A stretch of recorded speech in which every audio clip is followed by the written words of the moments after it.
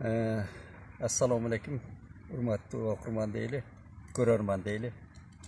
Bugun internetga mana bu Bozorqo'rg'onlik bir yaxshi yigit bor, bloger Baqit Sulaymanov degan. O'shani men ko'rishalakman o'sha yigit bilan, biroq sirtdan bir qaltis suylab ko'p bunday masalalarni tartib qo'yib deb qirg'izdek kuyib yurganini bilaman. O'shol Baqitning bir berisi chiqdi. Aqayib jönünde, Asqar Aqayib jönünde.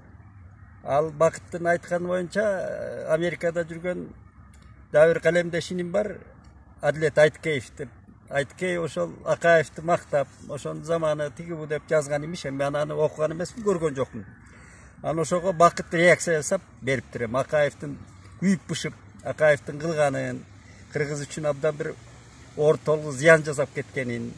Anan ironiya bilan kelib hozir qiyin bo'lsa Batkanga kelib ko'rinatir qilib qo'ysa, masalani chegara masalasini chechsa, tigi bu olib kelsa, anan Sadir Japarov shunday aqtadi deb aytdi. Ana mana ish qilib Baqit Mirza abdan kuygandan aytganda, men o'shol inlarime aytarim men. Buni men ko'p yil yozdim-da. Asqar Aqayib yonda. Ana neme al yazsang ele, al emas bu kishilarni men sindab yozganda Moskvadan anın ayali Mayra Mejevis meni qarqaganini uqqan. Ana aytishgan. Ana neme sindab yazsang o'shol aytat demi. Sindab ana neme kiyinchirak ham qo'y tigi bu deb qoldik. Ana neme Asqar Aqayev doğrunda Gebirler aytat dem öz nagası del iştebedi öyle deydi. Buna Kırgız'ın düşünüğüne men taң kalamda. Emki çekti. 21. kılımda жүрөбүz. Men bir tuğan hakem baykem oşol Asqar Aqayev komandasında iştegen için. Akişinin familiyası Qasiyev, benim familiyam Kerimov tuğanlar. Düşön Kerimov degen 65'ke çıkan 40 yıl şu jurnalistikada emgektengen erkin жазуучумун ben. Жазуучулар союзунун, журналисттер союзунун мүчөсүмүн. Жамандар жакшыдыр, окурмандарым бар, көз карашым бар кишимин да. Чоң атамдын колунда эркин сүйлөп чоңойгон кишимин.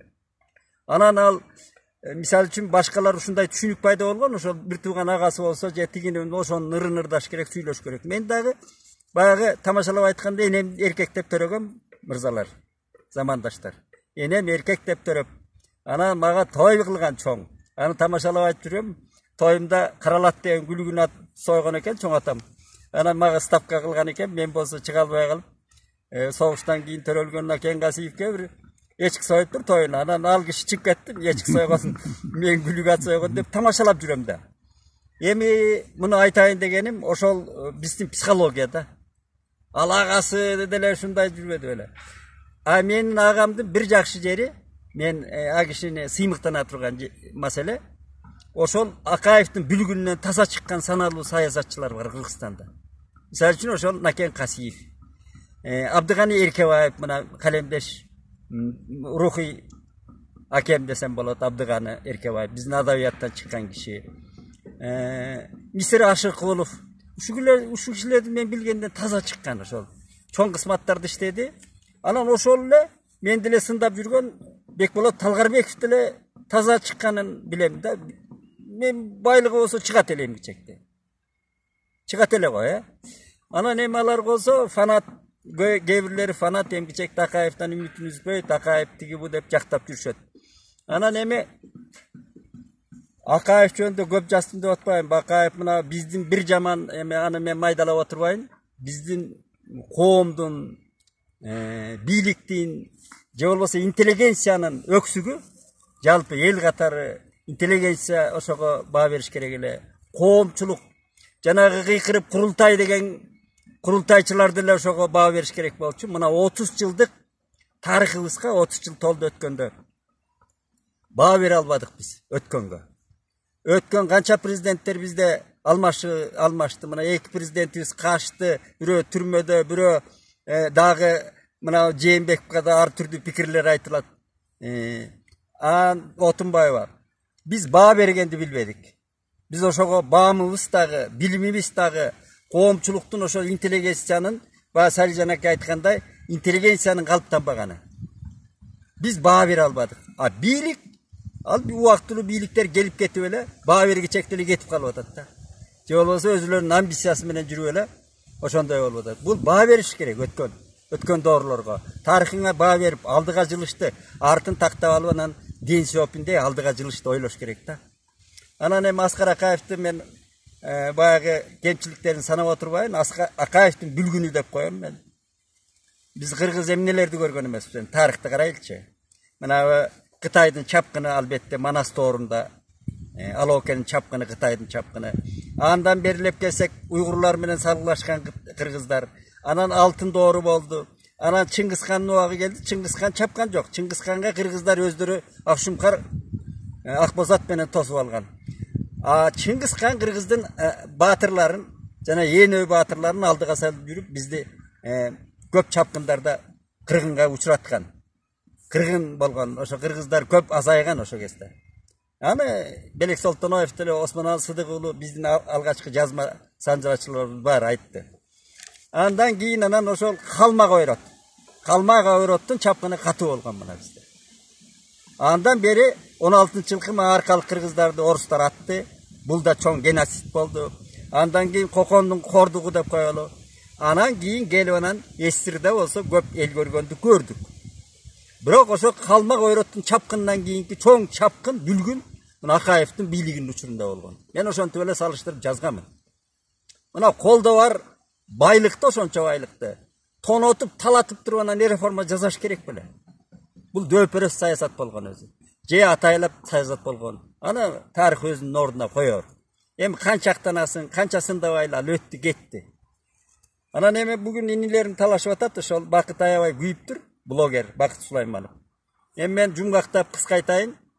Өткөндө мына Акаев коңшу Казакстанга келип кетти.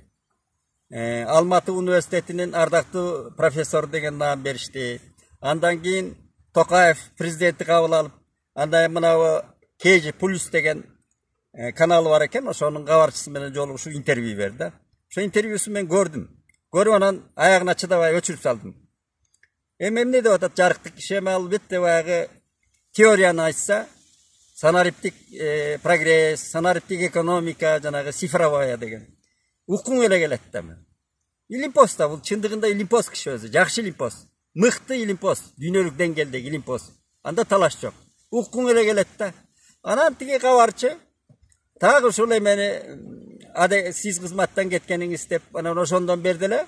Баягы эле Акаев калкып чыга келди образы.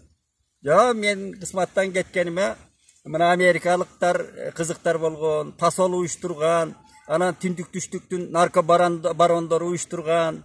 Анан ошентип мени аргасы кубалап чыккам, качып чыккам дебейт. Ошол мени ошентип кетиришти аргасынан.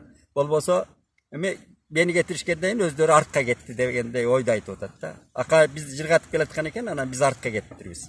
Эми ушундай өзү айткандай чуш деп айтканды жакшы көрөт бул киши. Баягы Москвада дагы суроо берип атпайбы кабарчы. Аскар Акаевич ушул үй бүлөңүз аралашканы чынбы десе, чуш деген бул киши. Ошондо эле өчүргүм келет да. Эми Кудайды карап эми бул анан Эсирдин талкаланышындагы суроо берди. Эсирдин талкаланышы дейт. Мен күлкүм келет да, Эсирдин талкаланышы бул ошол санариптик дейт. Жанагы технологиялык прогресстен артта калды Эсир дейт. Анан америкалыктар ошол жак менен өнүгүп кетти деген айып. Аны мен жумгактап эле айтам, Эсир эмнеден талкаланды өзү? Ошо коммунисттердин мына мисалы үчүн биринчи коммунисттердин кудайсыздыгынан, экинчи калпынан, анан приписка калп барды. Анан булар Чукумайдан эле өзүлөрү каза болду, ошол Эсир каза болду 70 жыл. Чукумай. Мына Ленинди болуптур коюп койду деп коелу. Сталин бийликти алды, Сталин кетти, Хрущев чукуду аны. Хрущевду кетиришти, Брежнев аны тиги жанагыдай эмне деп кайра Хрущевду ит кылышты. Брежнев кеткенден кийин аны Горбачев застой деп чукулап бүт жараксыз деди. Горбачев дейсин жакалап бийликтен алып түштү дагы. Өзүнө керек болду. Чачыратып эсирип таркатып жиберди. Ага ошол чоң акылдын кереги барбы? Маны дагы ошондой абдан бир жомок кылып айтты да Аскар Акаевич. Анан кийин дагы суроо берип атат.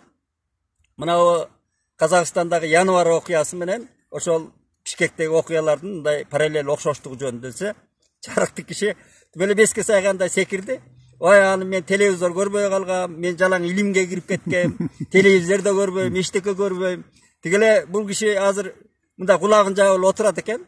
Андан кургак чыгып кетти. Адаттагысындайчы. Январь окуясын айткысы келбейт. Кантип айтат ал жерде Алматыда отурса. Анан кийин албетте Токаевди мактады. Россияны болсо жаналык албай мактады. Албетте мактайт да маны. Анан кийин бүт илимдин эмелерин Ал-Фарафи дейт. Алматы университети мактады да. Анан ушул жерде парадокс туулат да. Мен мындай суроо берет элем. Мен сиз мактап атасыз Ал-Фарафини. Анан Казакстанды Орта Азиядагы лидер мамлекет, экономикасы абдан жакшы деңгээлдеги мамлекет деп атасыз. Аны ким жасады? Ким жасады деген суроону берет элем да мен. Токаев жасады 2 жылда. Аны Нурсултан Назарбаев жасаган да. Мына калыстык үчүн. Мен Нурсултан Назарбаевди бир жактуу эле жактабайм. Албетте ал киши мына көзү караңгылап көп жыл отурган үчүн. Көз сокур болуп мындай айтканда, жаза алмас сокур болуп калды, аждарга айланды. Жанагынтип bir tuğanlarına, janagı üylösüne kanday kıyın bolsa dagı aldırdı. Kazak elin jan narazıçılığın tuğdudu, bayda kıldı. Bolbosa Kazakistan bizde tentidi Kazaklar. Moskvada çok da Kazaklar. Otursa firmalarda oturan. Buların ekonomikası men kança forumlarına vardım. Şaharlar jarkırap turatko. Gileygen Avrupa suktangан şahardı Astanаны kurup koygan. Men oşol Akayip menen kuda bolganda эле men Nazarbayevdan түңүлгөм мындай айтканда. Ошол кишинин акылынын анча көрөгөш эмес экенин түшүнгөм да. Мына куда болгондо. Болбосо ошол эки баланын убалына калды да. Айдардын да, Алиянын да өздөрүнүн каалаган кишилери болуш керек эле да, бар эле да, туурабы? Анан ошол балдарды жасалма кошту. Эки элдин ортосуна да ажырым салды да. Эки бат эле ажырашып жоголду. Мына анан эмне болду? Ошо балдардын дагы tamırına doğu getirişti bular. Angsesimine doğu getirişti. Anan emi oşonun bari maktayt dağı Nazarbayev jönündө aytpayt. Albatta aytpayt. Tokayevdi maktadı bu kişi. Ayabay. Tokayev azыр ekonomikаны укмуш өндүрөт экен, өнүктүрөт экен, санарипке ушул айрыкча ушул санар цифровой техникага көңүл бөлүп атыптыр. Ошон үчүн Аскар Акаевди кеңешке чакырыптыр. Макул деп коелу. Анан эми Токаев көчө Путинге каяш айтып атат тиги. Санкт-Петербургда. Men emeni biz Kazaklar tanıbayız, biz mamleketiyiz. Donbas menen. Emi bu kişi kanday varıp diye yakap Moskvaga varıp Tokayev'tin kavlarısında olup özü ortası kıyın ahvalda kalganday seziletti maga. Al bolsun değil anan oşonday suroolorgo bu kişi kadimkidey sudan kurgak çıkıp ketти. Aytpayt.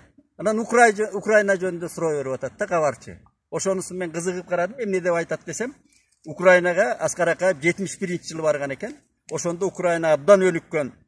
Союздагы эң алдыңкы мамлекет экен, эми республика болгон экен. Абдан мыкты завод фабрикалары, экономикасы гүлдөгөн дейт. Эми алар лидерлер жаңылды. Бүгүн албетте ал чындыкты айтпайт. Аскар Акаевдин өзүнүн табияты ошондой да. Анан эми эмне деп бир өтө мага мени ренжиткен бир жооп берди. Эми Украина кара топурагы менен эле калат деди да. Көрдүңүзбү? Кандай мына Акаевди мактап аткандарга айтайын, Украинаны ошол кара топурак менен эле калат дейт. Украина деген өзүнчө мамлекет да. Биз сыяктуу бөлүнүп чыккан СССРдан. Мына баарыбыз эртең мүшкүл ушул келип эле Россия чоң мушту менен төбөгө койсо, мындай кыргызча жалпак тил менен айтканда, же Кытай төбөгө койсо, биз ошентип кулчулук хоп майлы деп турушубуз керек, Аскар Акаевди айтчы. Биз жерибиз үчүн күрөшүшүбүз керек да. Качыкканыбыз калган. Эркиндигибиз үчүн жер, эркиндик, тилиңден башка эмне байлыгың бар? Коргошуң керек да. Анан хоп майлы деп отуруп калыш керекпи? Украина бүгүн азаттык үчүн күрөшүп атат. Экинчи маселе алар Зеленский менен жанагы бүткүлдүүнө Байден, Сайденин, Путинин кандай сүйлөшүп алып жасап атышат муну эми алар ныйманына коелу. Адамдар бейкүнөө адамдар кырылып атпайбы? Улуу Достоевский, Федор Достоевский, мына мен калемгер катары биздин Улуу Достоевский жазуучу, гений жазуучу айтып атпайбы? Баланын көз жашы дүйнөнүн жыргалы айланып кетсин деген маанини айтканда, баланын көз жашы дейт. Эми канча бейкүнөө адамдар кырылып атканын элестетсең, балдар өлүп атат. Украинада бомбалап атпайбы? Эмне деген жүрөгүң титрейт да. Мен ошол майданкердин согушка катышкан кишинин баласымын. Мен чоңотам да согушка тиги рабочий батальон деп барган. Ошолор Bozdап айтчу, ыйлап айтчу, согуш эмне экенин. Биз го көрбөдүк. Эми Адилет Айткеевди мен жакшы иним ал өзү. Жакшы калыс сөзүн айтып жүрчү эле, кандай Акаевди мактап калды Америкада тракпы жана чоң машинеңди айдап жүрөт. Сооронбай Жээнбековдун учурунда мындан калыс пикирлерин айтып жүрдү, ошол машинесин айдап жүрчү.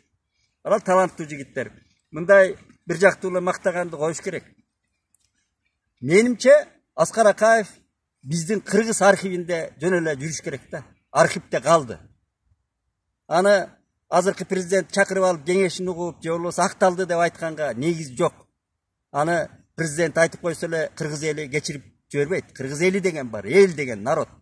Бетеге кетип, бектери кетип бел кылат. Бектери кетип эл кылат, бетеге кетип бел кылат деген сөз бекеринен айтылган эмес. Бектер кете берет, президенттер алмашат, эл калат да, кыргыз деген эл. Ошон үчүн мынау президент айтты, же башка айтты деп эле биз аксиома кылбашыбыз керек. Эл өзүнүн баасын берген Акаевге. Акаев, Бакиев архивде калды. Аларды канча сүйрөсөң дагы, танка менен, самолет менен сүйрөсөң дагы эми ал кайра архивден чыгышы кыйын, жок, чыкпайт. Мен ушундай түшүнөм эмесмин. Анан эми мына Атамбаевди деле өйдөтөм эми бардыгы Жээнбековго мына статус берип койду дейт. Бүлкүн келет да, статуска татыктуу Сооронбай Жээнбеков. Өзү ошо тополоңду себепкери болуп кызматтан кеткен киши. Эми бизде абсурдстан деп коет да. Бул мындай баягы эле кыргызча бир көчмөн доордун психологиясындай мамиле жасайт да бийлик деле. Эл көрүп турат да 21-кылым мыйзамдын чегинде мыйзам деп какшап атабыз го. Батыш эмнеге өнүгүп кетти? Мыйзам менен өнүктү да. Алар демократияны мыйзамга байлаган эл өзү. Мыйзам үчүн мына президенттер да Южный Кореяда президент да соттолот. Ал мыйзамга такап ошону далилдеп туруп анан соттойт. Жөн эле анан бирдемени айтып эле же далилдей албай, мына Атамбаевди канчадан бери далилдей албай камап отурушат. Же чыгарбайбы, же далилдеп ар жака бир жолу кеспейби? Канча убакыттан бери эле. Ушундай эле бир чукуламай анан эмне менен эле отурабыз? Анын мыкты үлгүсүн ошол Аскар Акаев таштап кеткен бизге 15 жылдык башкаруусунда. Эмнени көрбөдүк? Дагы да айтайын, Калмак ойроттун чапкынынан кийинки чоң кыргызды өчөйгөн акыбалга алып келген ушу Акаевдин 15 жылдык бийлиги болгон өзү. Аны эч ким тана албайт. Ошон үчүн аны талашып да кереги жок. Аны убакытта кетирип кереги жок. Жана инилерим айтарым ошол да.